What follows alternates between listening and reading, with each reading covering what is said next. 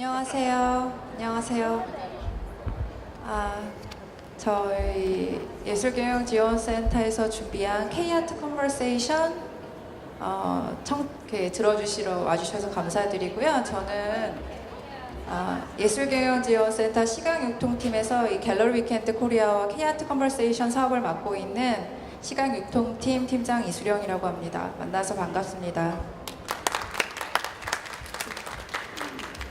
저희 행사에 대해서 이제 첫 번째 세션 시작하기 전에 저희 예술경영지원센터 대표님이신 김선영 대표님 모시고 짧게 인사말 듣고 바로 세션 시작하는데요. 본격적인 세션 시작 전에 저희 그 해외 파트너 기반이 있어요. 토킹 갤러리스라고. 그 토킹 갤러리스에서 이 컨버세이션을 저희와 함께 기획을 했는데 그거에 대해서 짧게 인트로덕션 듣고 바로 세션 시작하도록 하겠습니다. 먼저 저희 대표님 인사말 잠깐 시작하겠습니다.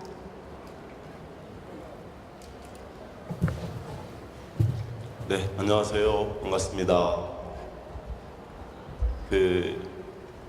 감기 조심하십시오. 제가 감기에 걸려서 목소리가 좀 안 좋습니다. 좀 양해 부탁드립니다. 바쁘신 와중에도 이렇게 많이 참여해 주셔서 정말 감사합니다. 우리 미국 아트딜러 협회장님이시죠? 네, 아담 셰퍼님.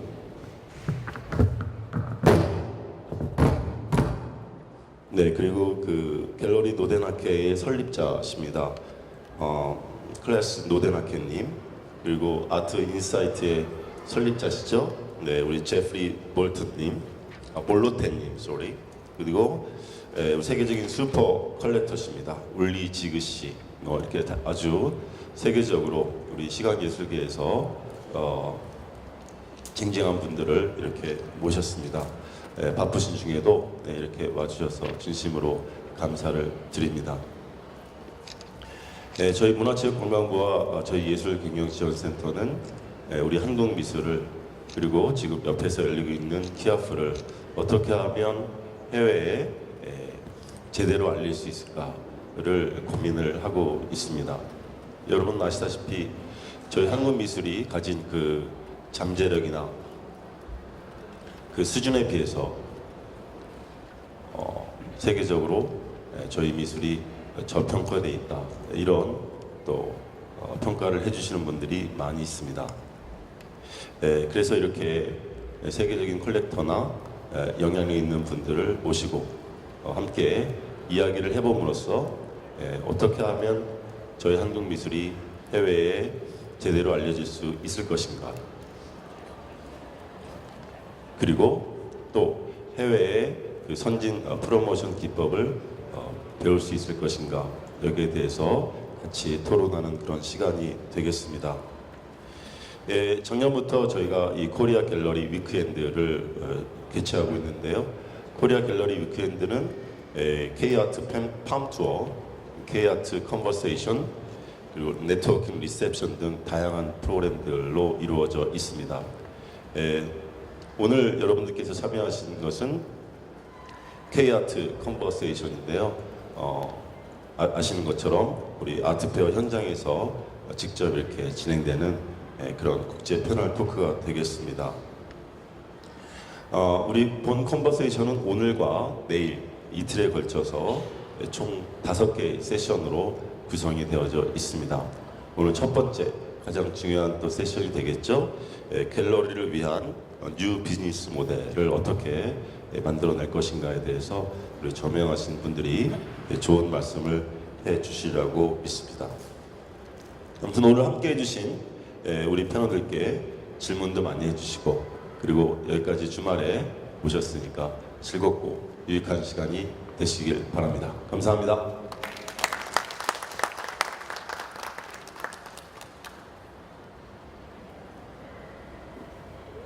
Can you start it now? Yeah. 저희 토킹 갤러리스 파트너이신 디렉터 루치아 홈즈 씨인데요. 저희 같이 컨버세이션 기획하시면서 잠시 저희 토킹 갤러리스라는 오픈 플랫폼을 소개시켜 주시기로 하셨어요. 한 2-3분 정도만 말씀 듣고 바로 이어서 세션을 시작하도록 하겠습니다. Can you start? We are really proud to be today in Seoul with this partnership between Talking Galleries and KAMS during the Korea Gallery Weekend. K-Art conversation allows us to think, to better understand what is happening in the art world regarding new ways of collaboration, regarding the relationship amongst galleries, collectors, artists, and museums. Talking Galleries was born in 2011, and the reason was because galleries share so many moments, the fairs, the openings, but we do not have a specific space to discuss our profession, and in particular, our experiences with collectors. These concerns led me to the foundation of Talking Galleries, conceived as a platform for industry professionals, focusing on the discussion on key issues for the gallery sector at a time of economic crisis, with a specific mission to help to provide service to the entire artistic ecosystem. The project is now growing. In the next year, we will have editions in Barcelona and in New York, Paris, Dubai, Sao Paulo, London, and Venice. Seoul is one of the most important Asian capitals. This is the reason why we are so excited to be here. We are looking forward to sharing our views and be part of your gallery weekend. Now, more than ever, we need to share our thoughts, cooperate in our strategies, and be very aware of our weaknesses. That's why we think that we have a very interesting program. A special thank you to the speakers that came from abroad. I would like to thank you, some of the members of our advisory board who have been part of these projects from the very beginning, like Claes Nordenhake and Adam Sheffer, the core of the board. Allow me to thank the organization team for their dedication and compromise, especially Sol Garcia, our general coordinator, and Elena Min and Su Li from the KAMS teams for their good job and attitude. I hope you enjoy the conversation. Thank you.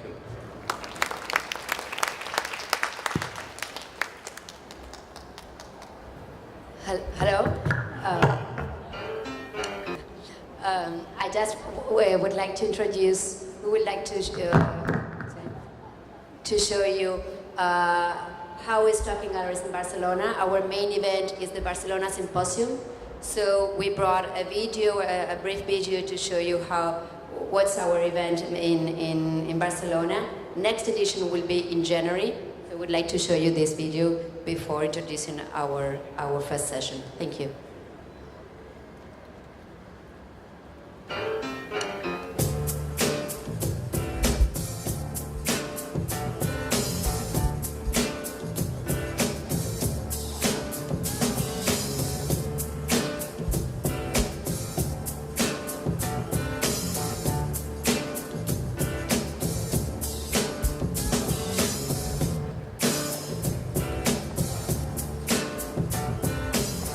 Welcome to Talking Galleries.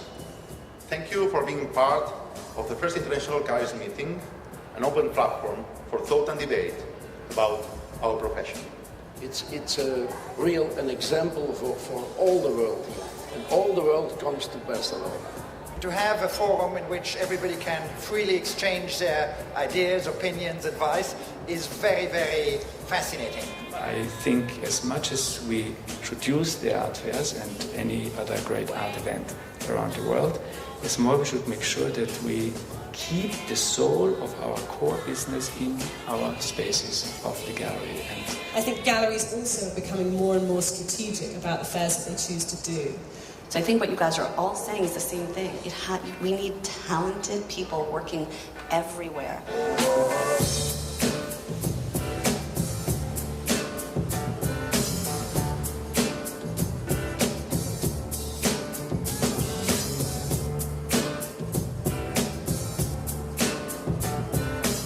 It's global, which I think is fantastic, and I think there have been some very good questions. We're talking about every kind of issue that the art world deals with vis-a-vis the gallery.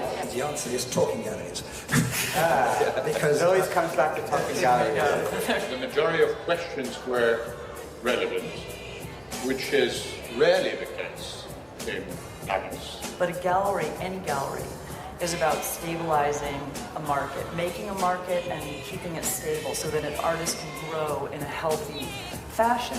The auction mission is that sale. I've been part of Talking Galleries from the very beginning. I've seen it grow and get better.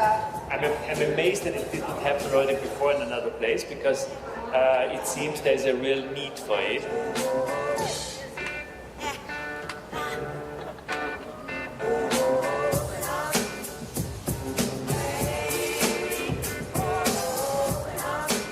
I don't think that the brand of any gallery should be more well-known or more significant than the artists that they show. People have been very open about talking to each other and debating and criticizing in a very healthy way. It's a fantastic forum for discussion, for people to be honest and sharing ideas and really assisting each other in a world where it's very important that the art world starts coming together. Nowadays, galleries can be bigger, better, faster than the city. The audience is extremely international this year, and then the topics are always relevant. To bring people together without other distractions, to simply reflect and talk about what we do.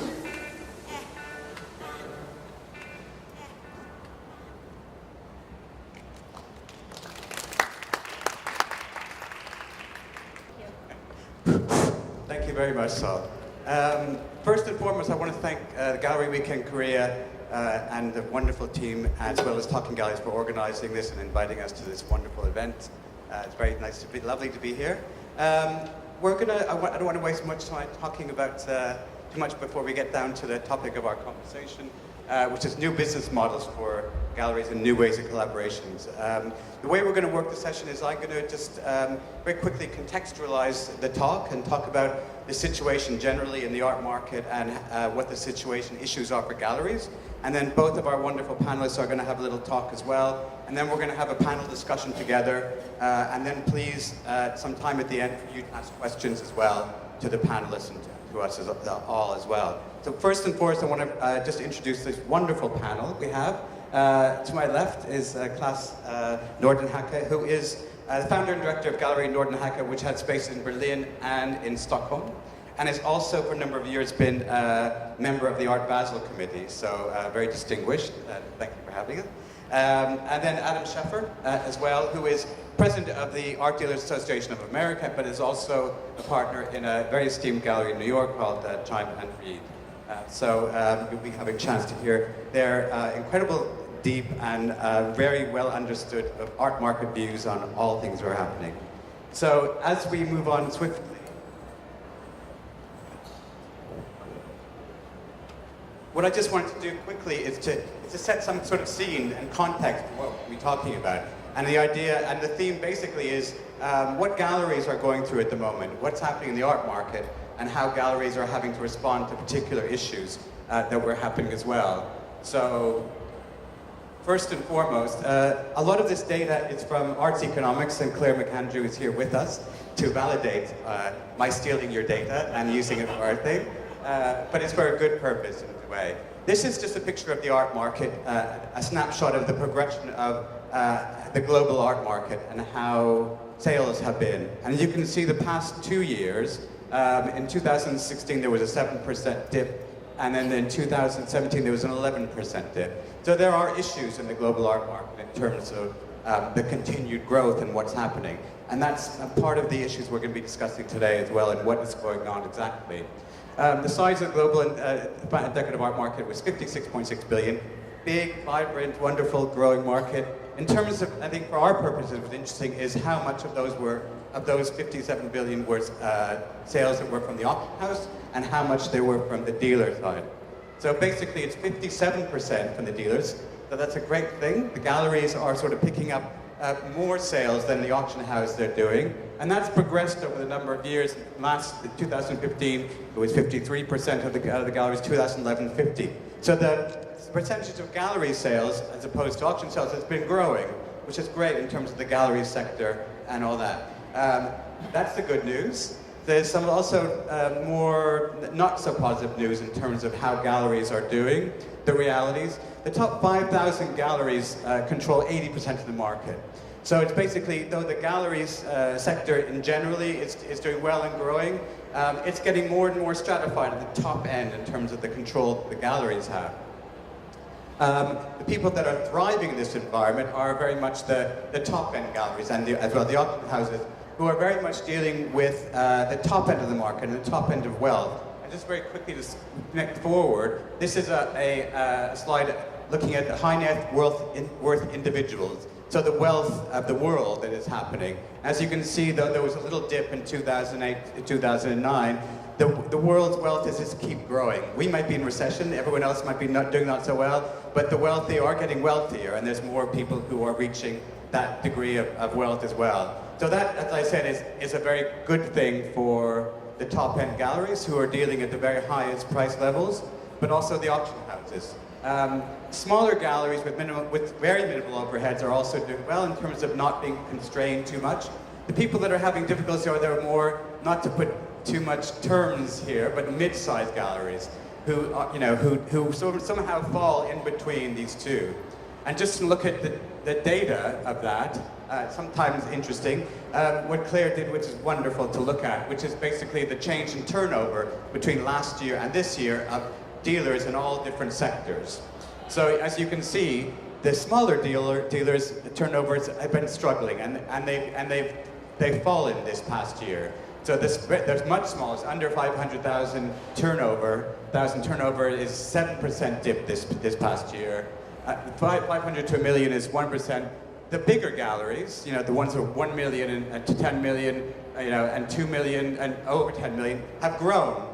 So that's the difference between what's happening. Even more significant as well is the galleries, Claes's heads, 50 million plus, turnover increase of 19%. So the very top have really been doing very well.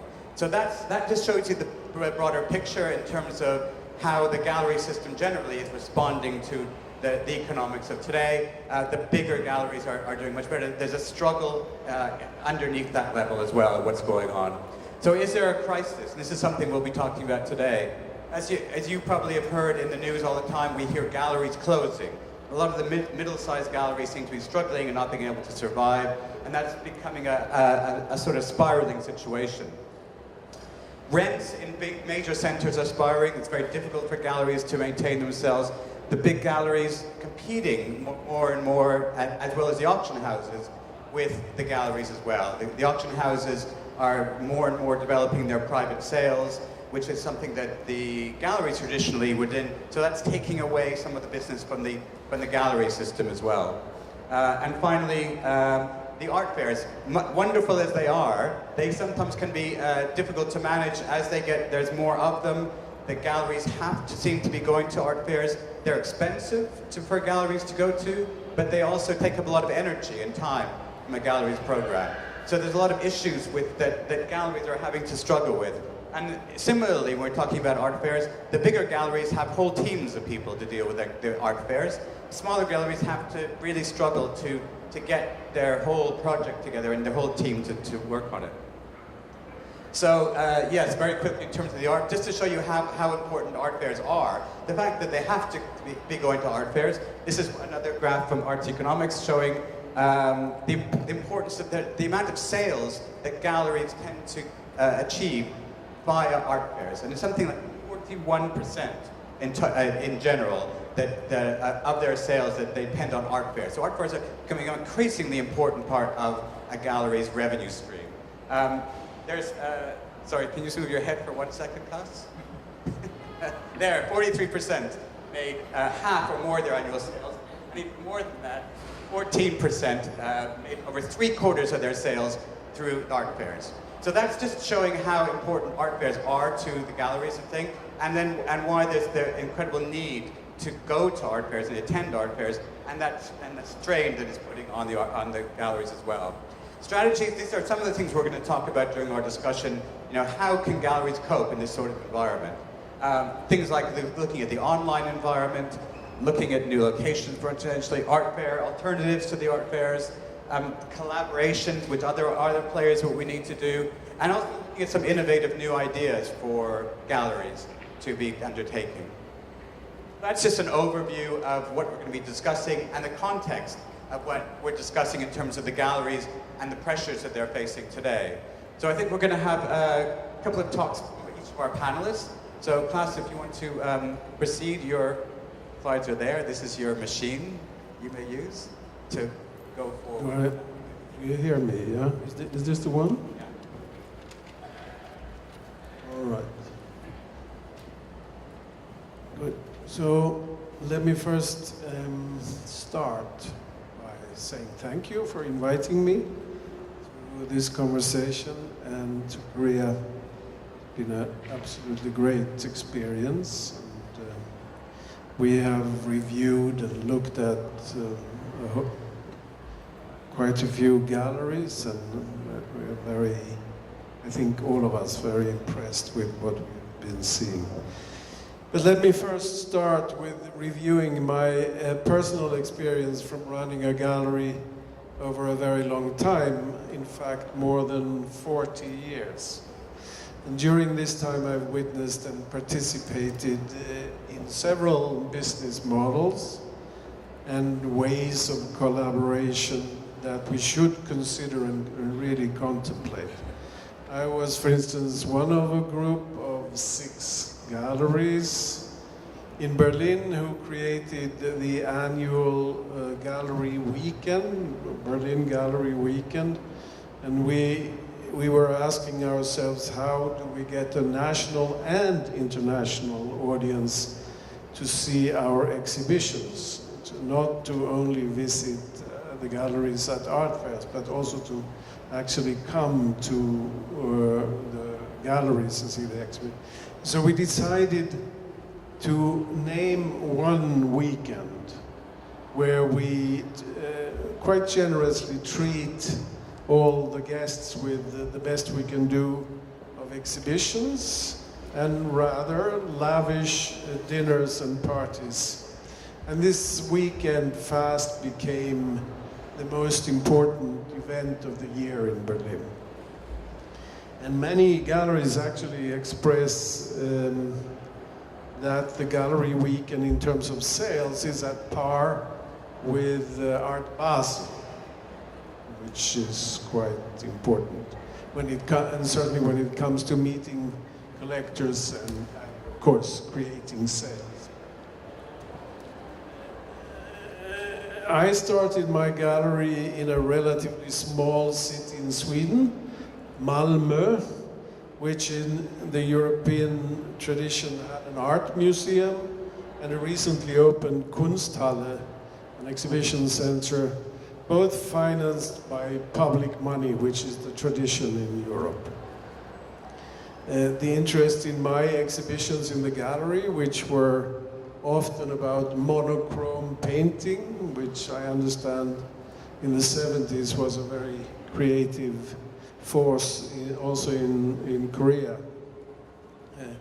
The interest, however, was absolutely minuscule, but I was happy that I managed to support myself and worked very hard to create situations where my audience had to say, this is not for me, either say this is not for me, or actually embrace what I was offering, and as a consequence, occasionally buy it all.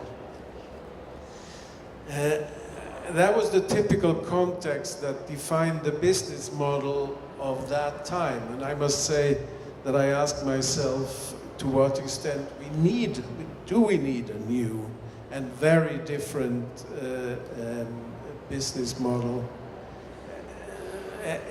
Has the world or the art world or the art business world really changed that much? That's something that we should talk about.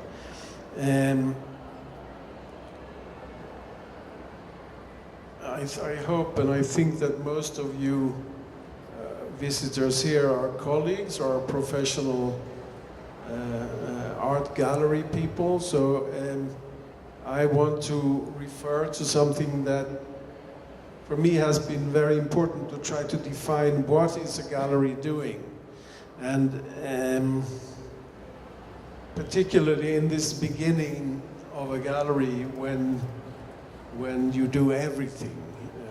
You're probably a 1 or 2 person operation, and you act, of course, the gallerist act as a cleaner, a guard, an interior designer, a carpenter, you need to build your walls, a shipping agent, a storage administrator, a storage worker at that, an art historian, a bookkeeper, a graphic designer, a photographer, a teacher, and sometimes even a professor. A cook, you have to provide feasts for your people. A waiter, a restaurateur, a philosopher, at least late at night, a business strategist, an actor, a psychotherapist, a pimp at times, a marriage counselor, a divorce counselor, sometimes a lover, a travel agent, a banker, a sympathetic drinking companion, an arrogant bastard, an interpreter, a secretary, where the boss probably are the artists, or is the artist. Usually in conflict with other artists, I haste to add. In the present situation with a globalized art world market, digital communication with new rituals of the perception of art, and where the collector base has grown immensely, we have to think very carefully about how to maneuver. The state, even the German state, does not act much as a patron any longer. The American state was never a patron, and it seems even less so under this latest regime. It will be more important to consider the private museums that seem to pop up everywhere and incessantly, which is an international phenomenon, not only European or American or Korean. It's all over the place. So some of these private museums may be a consequence of vanity, but many based on true interest and the need for an entrepreneur to take the reins in the hand and create an ideal collection in their own space has to be respected. I do not think that there is anything wrong with that model that we have been applying in my time, namely the gallerist being a school teacher and a salesman, and often a traveling salesman at that. The pace is certainly different. The competition from art fairs, art advisors, auction houses, and internet sales and online galleries is so strong that the gallerist has to think twice before he or she mounts costly exhibitions that are actually seen by very few. Yet, the exhibitions are, in my view, the essence of our business. The mega or Uber galleries compete with the smaller and mid-sized galleries about the artists. As soon as an artist makes it in the market, you can be sure to expect that the artist will be approached and probably lured over to the bigger player. And the one question is, how do we act to this reality? I fear that the only who can stop this development are the artists themselves. If the artist prefers the classic role of collaboration with the gallery, where the communication is much shorter and more personal, where the gallery is the extended hand of the artist in the ecosystem, and not an anonymous bank where the artist is degraded to mere merchandise. Starting and running a contemporary gallery is an act of individualism. However, I feel that collaboration with other galleries will be extremely important in the future. A new and interesting emerging model for younger galleries that we've seen recently is to foster careers of much older or even dead artists and estates among a program dominated by young artists. On that note, and to conclude, I wanted to quickly point out that there is no appropriate education for future gallerists. An aspiring gallerist will probably have to work for very little or no pay in the beginning. But the people who persist will eventually be working with this wonderful mixture of spiritual guiding and a lot of the roles that I have previously mentioned. Thank you.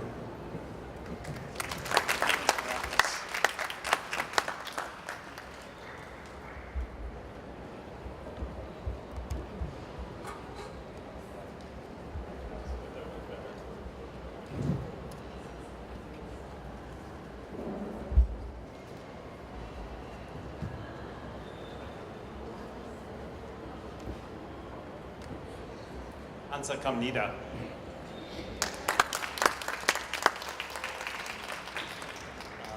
Thank you, Claes. That was wonderful, and it was great to hear from you, from somebody who has such extraordinary experience in our business, about the genesis of what we referred to as the art world before it was called the art market, and never ever to lose sight of that, because the essence of what we're doing is for the art, more so than anything else. And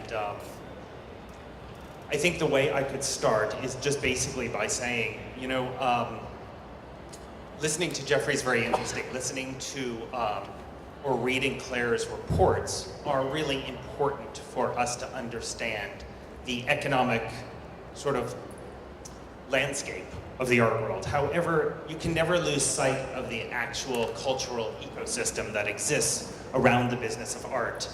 And I think for a number of years now, people have been trying to apply economic principles to the art world.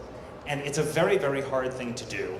And I think there's something to be said for that, and there's a reason why. This is a very highly nuanced business. People like Claes and myself are art dealers because we have a degree of appreciation and love for art and artists. And art galleries are often started by people who are inherently creative people. They're not necessarily business people. They're people like myself, people who were failed artists who decided that this was going to be as close to the mark as they could.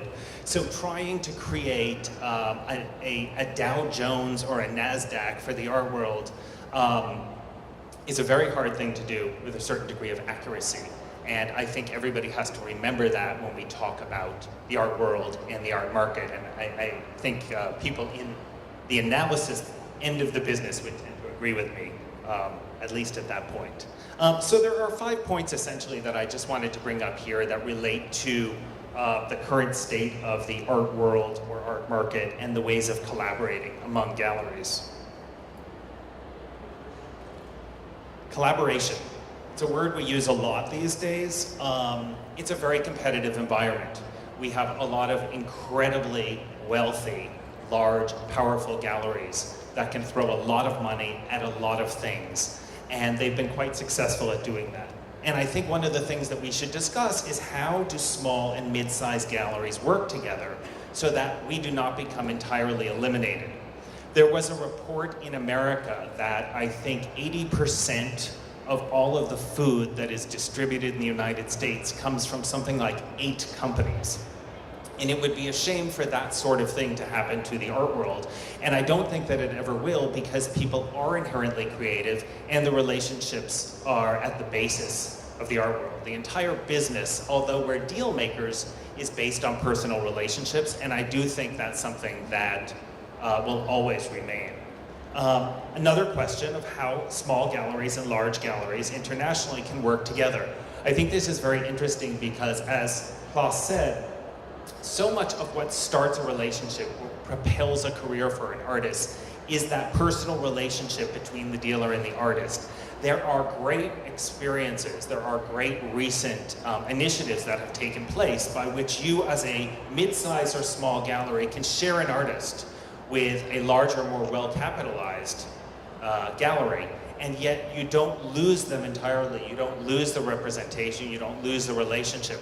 I think this is a new model. It's something that we should look at more and more, and I think that artists are interested in it because they want to remain faithful to the people who helped promote their career when there was no interest or there was no market to speak of.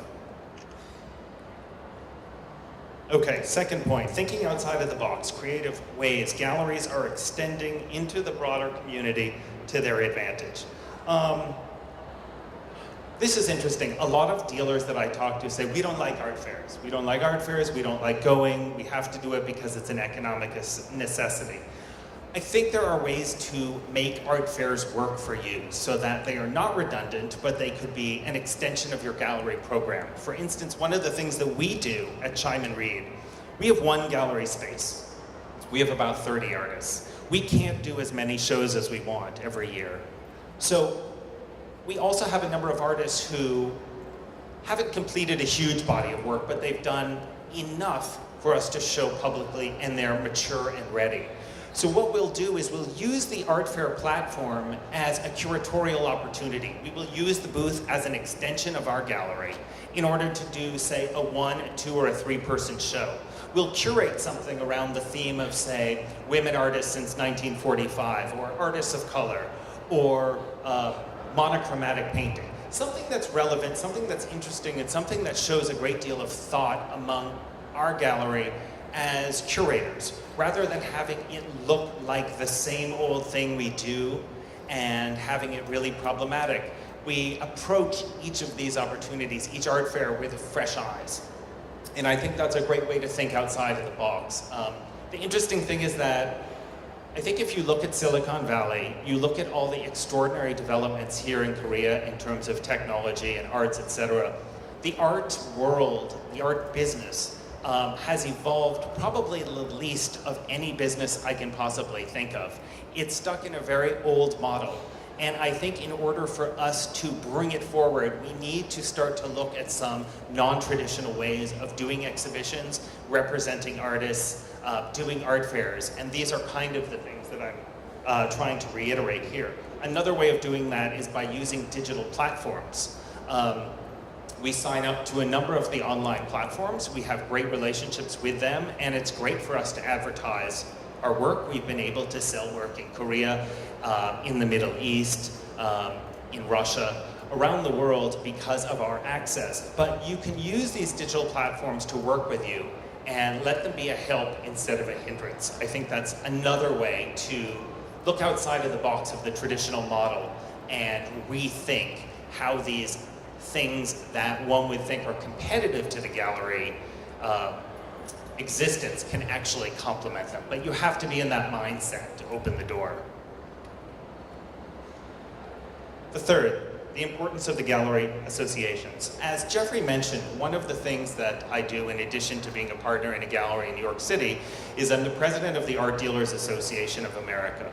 And what that is it's about 180 galleries that exist in the United States that are all proposed by their peers based on a certain level of experience and a certain track record of promoting their artists, publishing scholarly catalogs, exhibiting around the world, etc. And I think being part of some sort of structure for gallery associations is important.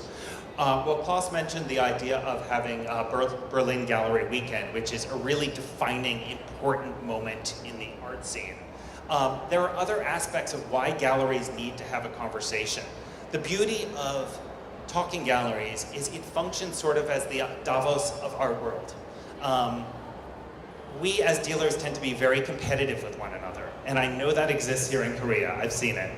But, as well as in the United States and in Western Europe, but I think that there are certain things that we need to have clearer understandings of. For instance, we have a code of ethics. We all understand complicated financial transactions. We all understand tax codes. We understand what's going on in the political arena in terms of supporting the arts or trying to withdraw funding for the arts. And there needs to be a conversation among the galleries as part of an association so that they're all on the same page and so that they can advocate as one community on behalf of all of their small businesses and on behalf of the artists that they represent. Relationships with art fairs and auction houses. Well, I did mention the art fairs a little bit, and they are important, and I'd be kidding myself to say that they weren't important to us, because we certainly rely on them to meet new collectors, and the artists really like having their work exposed internationally. At the same time, I think the world is shifting, and there used to be a real wall between the gallery and the auction house, and that's changing quite a bit. It's changed, I think, in places like Asia and Southeast Asia. It's never been as rigid as it has been in the United States and Western Europe.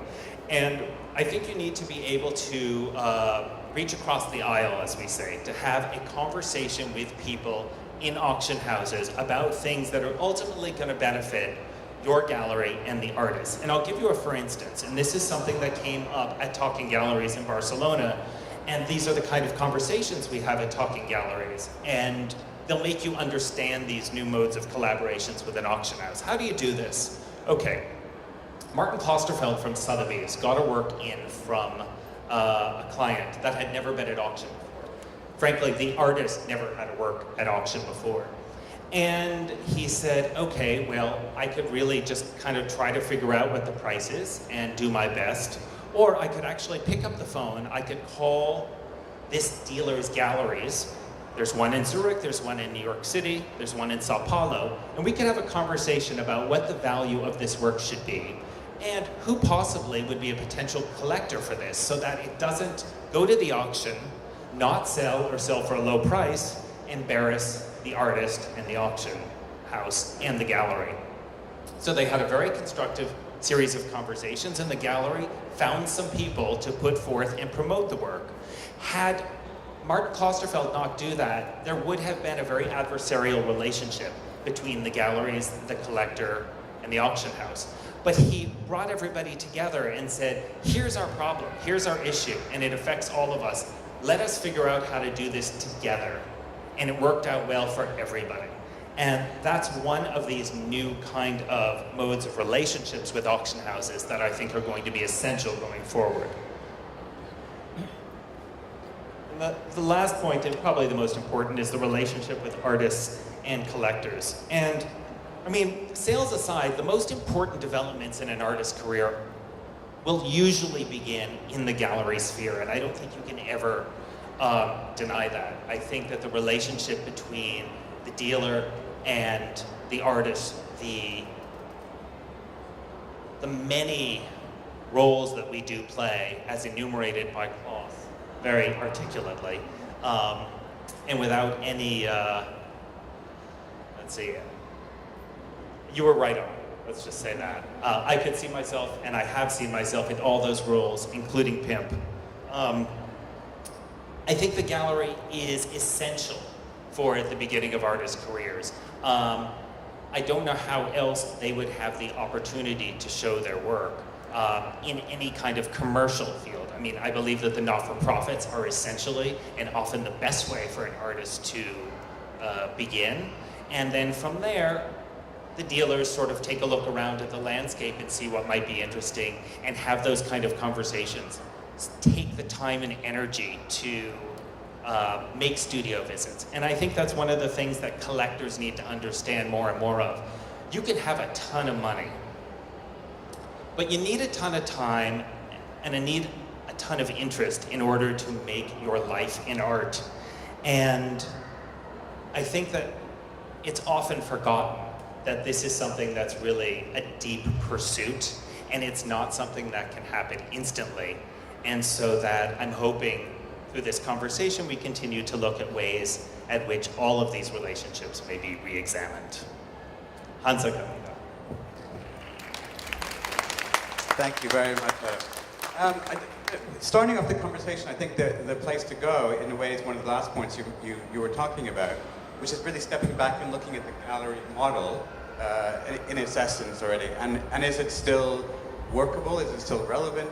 And which bits can and can't work necessarily? If we're seeing people that seem to be struggling, and the gallery model traditionally that we've seen it is maybe not as is more difficult in the environment today. What is it about the gallery system that needs keeping? And also what are the particular pressures that are put on the gallery system at the minute? First of all, do we still need a gallery system? Do we still need galleries with all these other players, do you think? Speaking to two gallerists who depend on it for their lives. From what point of view are you seeing? Of course we need galleries. Nobody else can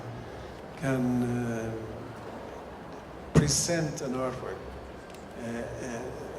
or an artist's way of thinking, new artist's way of thinking, better than somebody who takes upon his shoulders to be this intermediaire or interpret. And I don't think it's sort of a calling, and I don't think we can change that. It's not only about making a deal. The first step in making the deal, in that sense, is to have another person being interested in the work, to the extent that he or she is offering money for the work. But I suppose it's interesting. It's not just what you often see the gallery or think of a gallery is the interface between artists and collectors and museums and other institutions.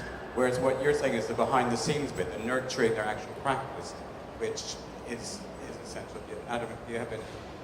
Yeah, I think, look, speaking as a former artist, we are not people who are generally educated with an ability to promote ourselves and our work in a commercial environment. We're not built that way. We spend hours and hours in the studio in a very solitary and very precarious and uncomfortable position, often making objects. And sometimes the people who do one thing should not be people who do another thing. I learned that in reverse, that I shouldn't be an artist, but I should be an art dealer. It's very, very hard to make art of any level of consequence and be expected to promote it. You wouldn't expect that in any other field, so I don't know why people would expect it in art. And just going back to some of the themes we talked about, both of you talked about, one of them is the idea of globalization, which has affected the art world and the art market quite a lot. And I suppose the pressures that puts on the international galleries can cope very well within that environment. It's the smaller and mid-range galleries who have to find a way to reach out to new regions, to reach out to new collectors, to have a presence in other places. And that's in a way a struggle. A few of the ways we're talking about are art fairs, which are what's happening, but it's also the online environment, which allows a magnification of what you're doing. But so first of all, I want to talk about both of these things. But first of all, art fairs. Are they still working for galleries? Is it something, you often hear this art fair fatigue issue that galleries have too many art fairs they need to go to. They're struggling to keep up the cost of it. It's exhausting. They're difficult to keep your gallery program going. Is this an issue, and how can galleries be coping with that well? Adam, want to start off? I think galleries, to be succinct, are being very selective about the art fairs that work for them, and that people no longer feel obligated to do every art fair or to do art fairs that just don't work for them anymore. Art fairs are about making deals. Sure, sometimes you meet people, but meeting people is the beginning of a relationship. I read something very interesting in a UBS report that 87% of first-time buyers from galleries spend about $25,000. Now, the magic here is that that's 87%, okay? 13%, obviously, are higher than that. But being able to take that vast majority and turn them into repeat buyers at your gallery, that's kind of the magic. That is where galleries show their ability to develop relationships with people, and that goes way beyond the art fair. I think we're so seduced by reading about this billionaire and that billionaire spending $110 million for a Basquiat, or reading about these extraordinary prices at auction that may or may not be real. I think people forget that the vast majority of our business is not in that category, and that art fairs are often worth, even if people make small purchases, the way to begin that dialogue and take the effort and take the time to build the relationships that ultimately build the great collections. As a art Basel aficionado, any advice in terms of how to navigate that, the massive art fairs? Which do you choose? What do you do? How do you cope? Well, I run a gallery in Berlin, which is known to have no collectors. And I don't think I would be here unless I would participate in art fairs, which has given me an audience all over the world, and not only the local audience, which is almost non-existent. And my gallery participates in between 5 and 8 art fairs a year, which we have rather carefully selected, and we have made many mistakes by trying, but we've tried them more or less all, with the exception of Seoul. Moving on to the online side, we had a discussion earlier today about sort of how galleries that don't have a whole team of IT people to set up a website, how do you harness that? Obviously you see it's an important tool, so there's a few ways of dealing with that. One is to build your own platforms, I suppose, and to deal with it, or to hook into other third-party platforms. I don't know what your experience is with those platforms, happy or not. Do you think they've been worthwhile, or what do you think the way forward for the smaller galleries to deal with the online environment? Do you want to? I mean, I think that we go with the flow, and most galleries are starting with one platform, and often it's not even very successful, but you have a feeling that your message on the whole is seen by more people than advertising in art forum or Frieze, or you feel for yourself that you connect with an audience through digital media, which you do not. It is, in some senses, more personal. Yeah, I think digital platforms are very, very important, actually, in addition to your own website.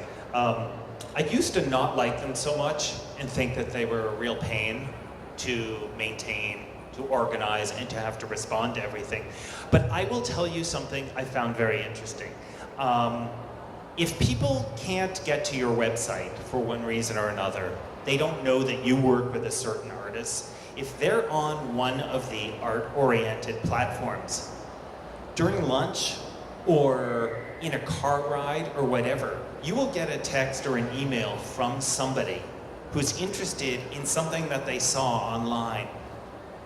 And there are occasions when those people are real, and they're buyers, and they're collectors, and they're probably people who don't work with art advisors, thank God, and they merely, this is their access point to your gallery or to that artist's work.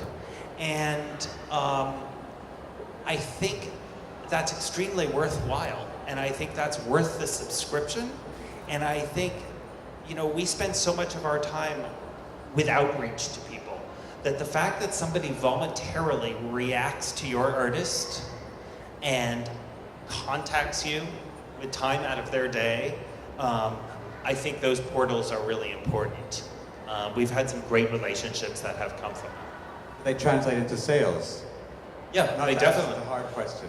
Yeah, not every day, but they've started some very, very good conversations, and some have come to fruition, and some, you know, have not. But, you know, you have to have a loss factor in the art business. And let us remember that there are a lot of people that feel very, at least in the beginning, feel that it's difficult to enter a gallery, to ask questions before you before you know how to phrase the question. A lot of people are very nervous in the austere milieu of a gallery, and where everybody seems to know everything except for this first time or not regular visitor. And that's when also where the information source in the digital information is you learn a lot in a more anonymous way. Before we move on to some questions in a few minutes, but first thing I want to talk about, which we haven't talked about too much, is collaborations. And particularly, you sort of touched on it a little bit, the idea of collaborating between galleries, between smaller galleries as well. Are there models that are out there where there has been, as you said, there is a competitive aspect of galleries, but are there instances where you see a lot of collaboration that's enabled them to get over some of these pressures and issues that we've seen? Out of your knowledge? Absolutely. I mean, forever.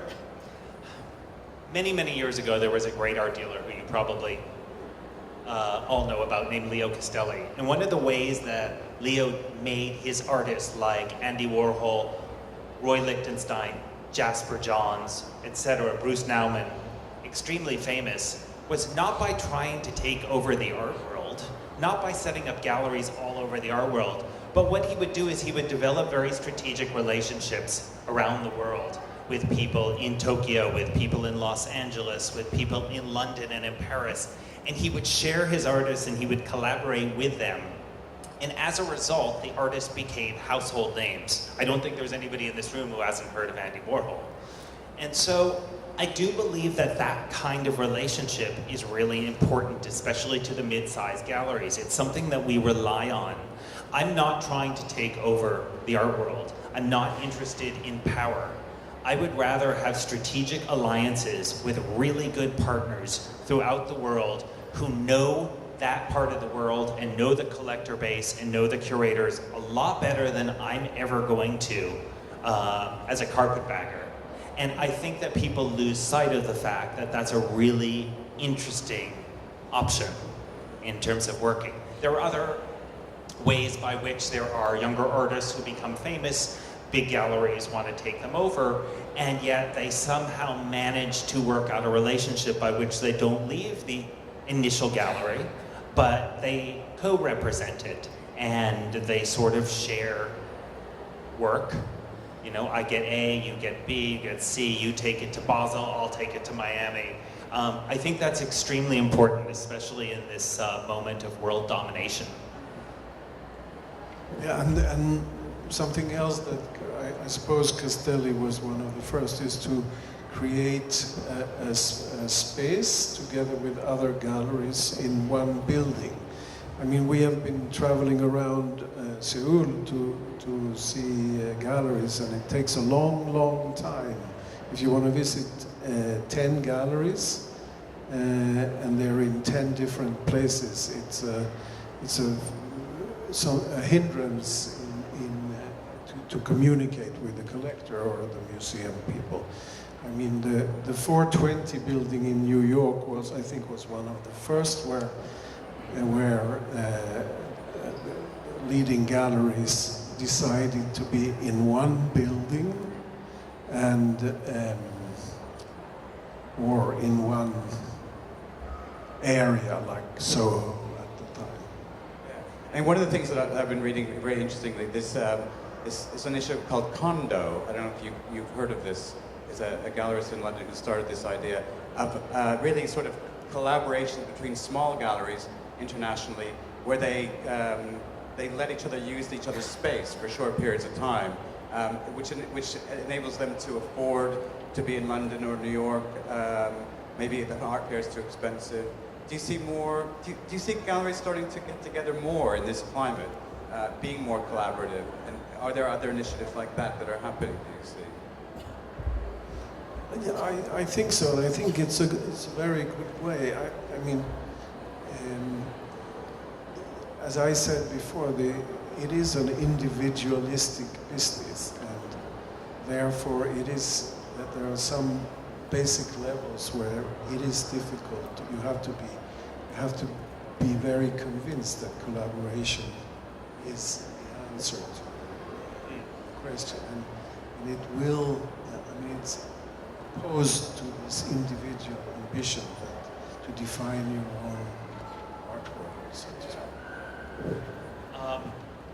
Yeah, I agree. I'm thinking also back to what I said about the art world not wanting to change very much from these old models. And one of the people who I find very inspirational, who's actually not a dealer, is a guy named John Maida, who some of you may know about. And you know, this is a guy who is incredibly bright, incredibly articulate, and he has worn a lot of hats. And he put forth this initiative that was called STEM to STEAM, and it was adding the arts to science, technology, engineering, and math, when he was at RISD. And ultimately he was ousted at a vote of no confidence. But this is somebody who basically had a vision. He was nimble, he was open-minded, and he rethought the way the business works. Steve Jobs did that too. A lot of Jeff Bezos. I think the art world needs to be open-minded to these new kind of collaborations. And look, some will work, some will not. You know, before Starbucks became Starbucks, it was a very unsuccessful Italian-style coffee shop that completely failed. So some things will work out and some things won't, but you know, you gotta move forward, you gotta think very forward in order to bring the art world forward. And I think the people who are doing that kind of adventure are gonna be sort of the most influential, not necessarily the biggest, richest, most powerful galleries. I'm often asked if there, with like other industries that are happening, is there a disruptor happening? Is there a sort of a Shazam, or is there a Uber coming to shake up the art world?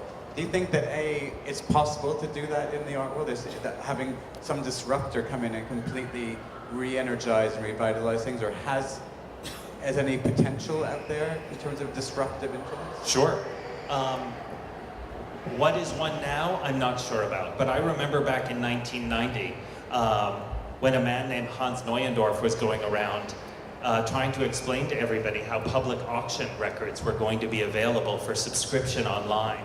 And most of the dealers laughed in his face and said it would never work. And it literally changed the art world landscape as we know it. I would say 40% of the time that I spent dealing with collectors, I have to explain the difference between public auction results, which may or may not be accurate, may or may not be transparent, but because they're public, people think that's what an artwork is actually worth. When in fact, I may have a very significant private market for an artist's work that is well in excess of what they sell for at auction, simply because the auction house doesn't know how to talk about the work, or doesn't know how to promote it, or there's not enough money in there for them. So yeah, I think that these kind of things can happen, and they may happen again. Do you see any big disruptors coming in? Uber of the art world happening? No, I doubt. I think that will be neutralized with this individual aspect. I mean, there will be changes, of course, all the time, but I don't think I cannot see any fundamental paradigmatic change in the way that art is being communicated. We're safe for now, but we'll hold that thought. We'll see. I do think the internet's going to do something, but we're going to watch that space. I would not be surprised if down the road we all have a presence on Amazon. I mean, I even thought it was weird when you could start buying milk on Amazon. And now it doesn't seem so weird to me, actually. But art isn't really a product in the same way that milk or books are. Agreed. That's no fun to agree. Yeah. You're supposed to be fighting each other and having an interesting panel. Well, you know, it reminds me actually of something that David Hammonds once said to me. And we were talking about the art world. And he said, you know, the most fascinating thing at the basis of the art world, and David Hammonds is a very well-known American artist who has tended to work outside of the gallery system and outside of actually the institutional system as we know it, but he said, it's just an incredible thing that you can make something and people want to take money out of their pocket and pay you for it. And I've never quite forgotten that basic concept, that people want to take money that they could do a number of things with, and they actually want to buy something that you made. That's a pretty incredible notion, you know? One last thing about, we haven't really talked geography and location. One of the big struggles that galleries are having, especially in big centers like New York or in London, is rent. Is property, is actually maintaining a bricks and mortar gallery, and it's becoming hugely expensive and difficult to do. One of the saviors people have been saying is the idea of the pop-up gallery, which would mean that you're not operating a full-time gallery, but you just sort of have a few weeks here, a few weeks there, and that seems to be a way of solving that issue. Is that a solution? A gallery as a pop-up rather than a gallery as a permanent space? What are the benefits you have as permanent spaces that you wouldn't have? I mean, I think you need to know your space, and you need to select your space for the art that you represent. And we've been seeing fantastic spaces here in this city, and I don't think that you could. You're not a pop-up fan. I'm certainly not a pop-up fan, and it also underlines the artwork as merchandise, not as spiritual object. Well, I mean, galleries aren't comme des garçons. You know, you can't just open them somewhere for a month, but you can use it as an outlet to show something if you want, but I think it misses the sort of, what Claes was talking about, the spiritual quality and the consistency that artists tend to associate with a certain kind of space. At the same time, to play devil's advocate, as we say, sometimes if you can't bring Mohammed to the mountain, you bring the mountain to Mohammed. Right, I think we have a chance to open up some questions for the audience. We think that we have our translation system operating, so we need to put on our things. Do we have any questions? Yes, in the blue.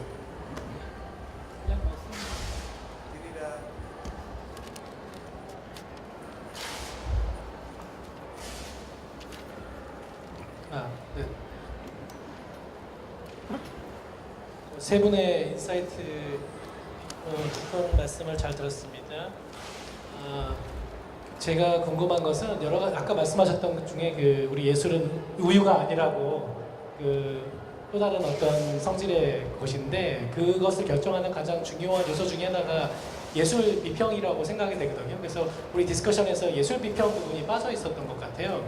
그런다면 사실은 특히 한국 작가들 같은 경우에는 자신의 작품에 대한 설명이나 이런 데 익숙하지 않고 표현도 부족한 경우도 많고 사실은 아시아 작가들이 많은 그런 경향이 있고 상대적으로 뭐 미국이나 유럽 작가들에 비해서 그런 갤러리들의 입장에서 아트 비평하시는 그런 어떤 인스티튜션이나 또는 뭐 미디어나 또는 개인적인 아트 비평가, 예술 비평가들하고의 관계를 어떻게 형성해야 되는지 특히 아시아, 특히 한국 같은 갤러리에서는 그런 예술 비평하는 높은 수준의 사람들과 어떻게 관계를 형성해야 되는지 그런 것에 대한 혹시 아이디어가 있으면 공유 부탁드리겠습니다. Right, I'll just reiterate the question, which is basically what the role of art critics in this sort of ecosystem, and particularly in Korea or in Asia where that role isn't as developed. That's what you're saying? You know, how does that role, how will that role be added to or grown? Yeah, because we don't have a relationship with the Western world's art critic system. So, do you have any idea, any advice to the Korean galleries how to develop the relationship with the kind of top-level art? The sort of critics? gallery-critic relationship. Yes. You mean with Western art critics? Is Yeah, that what you're asking? the art world is pretty much dominated by the Western art. One of the ways that we try to do this is for the gallery to extend, frankly, VIP invitations to art critics from different parts of the world in order to either come to New York, or if you're coming to New York, please come see us, we'll have a lunch, I'll take you to some artist studios, or to offer them a VIP pass to one of the art fairs in case they're going to those, and then offer to take them to lunch and talk more. That's the beauty of this idea of readdressing the art fair, that, you know, if we have something that we're particularly proud of, an artist show, I could say, you know, please come, we're doing a solo show of Jenny Holzer, I would like to walk you through it, Jenny is going to be there, we could do an introduction. So it's another way that you can use the art fair to work for your gallery's program. Those kind of introductions, you know, everybody wants to be treated as if they're special, and I think when you do that, especially with critics, they appreciate it, but you have to know also where to draw the line, because they have to be free to do what they need to do. As in most critics are oversensitive to being treated. Good point. Thank you. Yes, this gentleman. She's coming. I have a question to both of you, Claes and Adam. I think online platforms often become competitors of galleries, especially when you only focus on dealership of galleries, as online platforms link artists and collectors or buyers directly. So, Adam, you mentioned collaboration with Amazon, but when you think of Toys R Us, which just filed a bankruptcy, the main reason why they bankrupt is actually they counted on Amazon too much. That's one of the reasons they failed.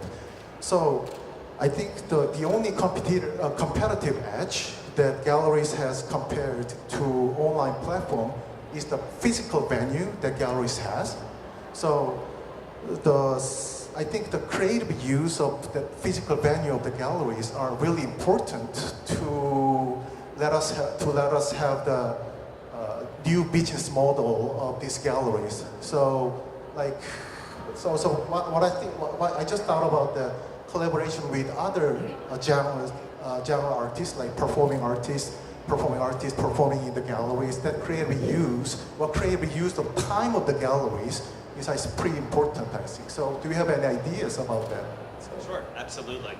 I like what you're saying about the gallery space also being essential to the development of the artist, and that it should be central to the relationship between the artist and the dealer. And you know, there's a very famous artist named Robert Rauschenberg, who is also somebody that was promoted by Leo Castelli and his satellites internationally. And he just had a big show that traveled from the Tate to MoMA. And one of the things about it is that a lot of Rauschenberg's work had to do with performance and dance and theater and experimentation. And this could not have been done without the gallery space and without the relationship with the not-for-profits. So I think while some people will be able to access online platforms, I think that they need to be a link directly to the gallery. I know that we have some artists who have their own websites, but certainly if anybody contacts them about buying something, we have a gentleman's understanding that they'll be forwarded to us, and because they simply don't want to do that. So I think you have to be very clear about what the role of the online platform is for your gallery, but I agree with you, it's an incredibly important part of the relationship. Do you use your spaces for anything else besides selling art? To engage, to bring people in? No, we have, of course, artist talks and every now and then performance. The gallery is used as a platform for this exchange between our audience and our artists. And the internet sales or the internet galleries, I think, can only happen in that moment when the artwork or the artist is famous enough to become a product. Before you need the person, the physical person, who by osmosis transcends the importance or what the work is about. Other questions? Yes, this lady here. Hey, I have a question about both of you being the international gallerists. Obviously, you two are running pretty successful gallery businesses. What are your secrets to us that we could learn from, or that you could share that, that we could maybe adopt in terms of making our galleries elevated to the next level? We're collaborating already. Go on. I'll let you answer that first. I think I've been walking around this art fair today and at the opening, and I'm surprised that there are so few non-Korean galleries. I think that an exchange with other countries and perhaps other art fairs would be in favor of both the local market and the art fair as such. I would like to see the Korean art next to European, American, Indian, international art. And I think that would be very helpful for me to assess the Korean art. Yeah, I think that's a great point. I was thinking along those lines too. You know, I had never really understood how great an artist Kim Wong-ki was until I saw the work next to Agnes Martin. Or, you know, an artist who's a very close friend of mine who I think is one of the great artists of the 21st century, and that's Kim Suja. And I knew Suja's work really because it was shown in America in not-for-profits. And she was always a very nice person who did very interesting video and sight-conditioned work in new media. And then I came to Korea and I understood what an icon she actually was. And I started to think of her in the same terms as artists like Marina Abramovich. And it made me understand the level of what's being shown here and how showing it in relationship to other things can really help elevate a greater understanding of the things that you're showing. That aside, just in general terms, I don't think you can ever underestimate how important it is to make everybody feel special when they're dealing with your gallery. Other questions? I had a question I've been saving for you. And it's a sort of a blue sky thinking type of thing.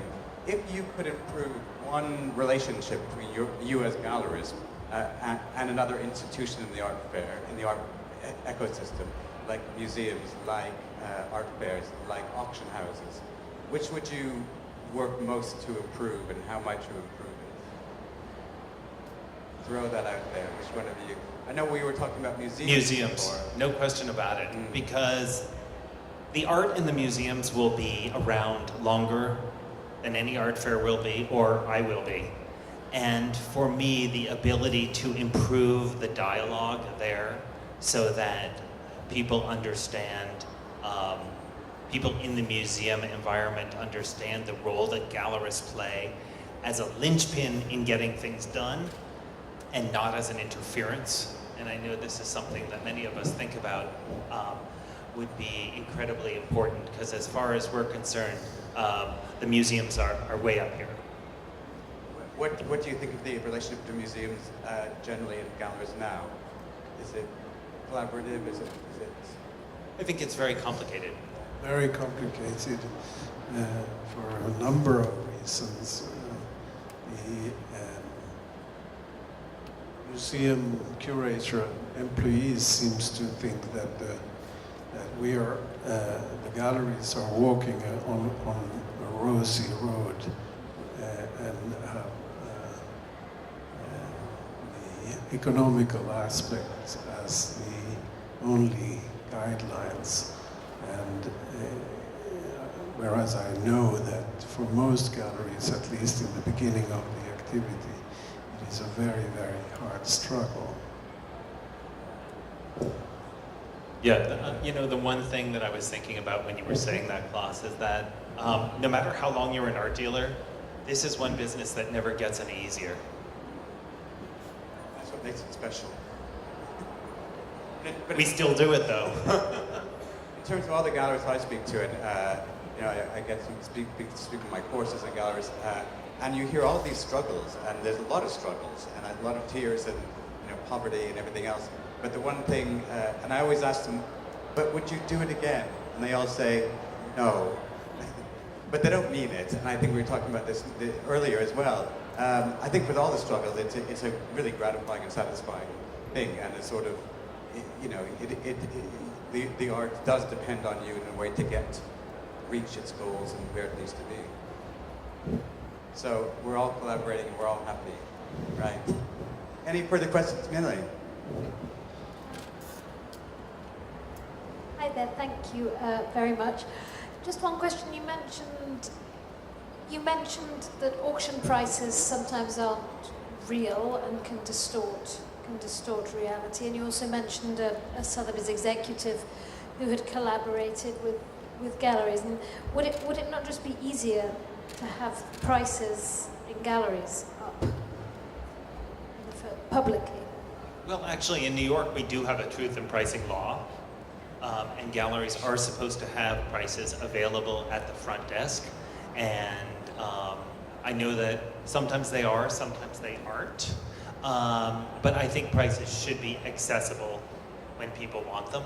Are private prices listed as part of a network? Well, I think that's a much bigger conversation that a lot of people have been thinking about for a long time. By asking that question, what are you actually proposing? I just think that some of these problems or some of these subtleties or these differences that people worry about would be solved if all prices were public. I suppose it's one of the issues about transparency. No. But I'd be interested to know why. I don't think so. I think that it's a much longer conversation. It's not hung on the price. It has a lot to do with many other things. Yes. There's a certain sticker price on a Hyundai, but that doesn't mean that Mr. A and Mr. B paid the same price for it either. I think, Melanie, I'm doing it right wrong. What you're saying is the issue is transparency and the fact that people, there are things you can't see or they're a secret, might put people off to engaging in the art world because it's something that's unseen and unspeaking. It's the same, I think, interestingly enough, it's the same question people sometimes get very upset in art fair booths, and they say, well, why don't you put red dots on the wall before I get excited about something? And I said, well, if you walk into a booth and you just see a bunch of red dots, that's the beginning and the end of the conversation. Well, why would I want that? It could be a huge lost opportunity for an artist as well. So I think this is, a prescient conversation and a bigger conversation.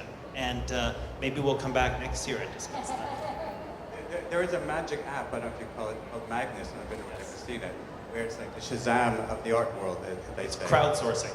Yes, and you sort of point it at a picture, and it gives you all the information, including price, and they access gallery prices as well. Yeah.